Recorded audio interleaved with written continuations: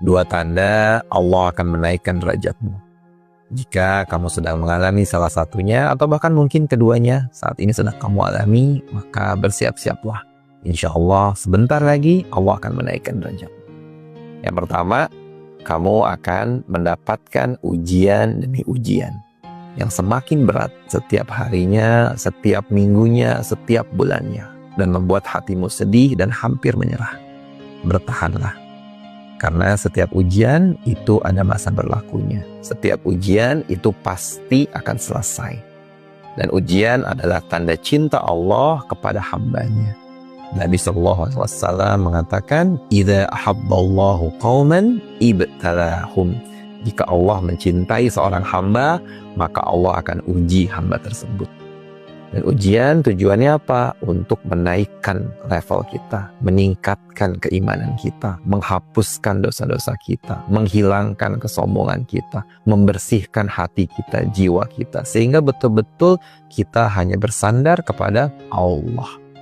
Yang kedua, tanda Allah akan menaikkan derajatmu adalah kamu akan dihadapkan dengan orang-orang yang tidak menyukai dirimu. Kamu akan jadi bahan omongan, bahan gosip, orang-orang menjelekkan namamu, yang mungkin mereka sendiri juga tidak mempunyai informasi yang valid dan benar terkait hal tersebut. Hanya katanya. Hadapi. Bagaimana cara kita menghadapinya? Diam. Cukup diam. Tidak perlu mengklarifikasi, tidak perlu membela diri, cukup diam dan bersabar. Biarkan tangan Allah yang bekerja untuk membela kita.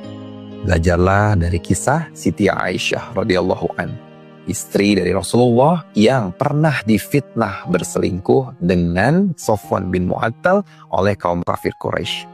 Saat itu Siti Aisyah sangat sedih karena memang itu tidak dilakukan olehnya. Itu adalah fitnah keji yang dilancarkan oleh kaum kafir Quraisy. Apa yang dilakukannya? Sabar dan diam menunggu pertolongan Allah. Dan apa yang terjadi? Allah langsung yang menolongnya. Allah turunkan ayat yang khusus untuk membela Siti Aisyah di surat An-Nur ayat 11, di mana Allah katakan bahwa berita yang disampaikan oleh orang kafir Quraisy adalah berita kebohongan. Dan Siti Aisyah pun berbahagia karena Allah langsung yang menolongnya.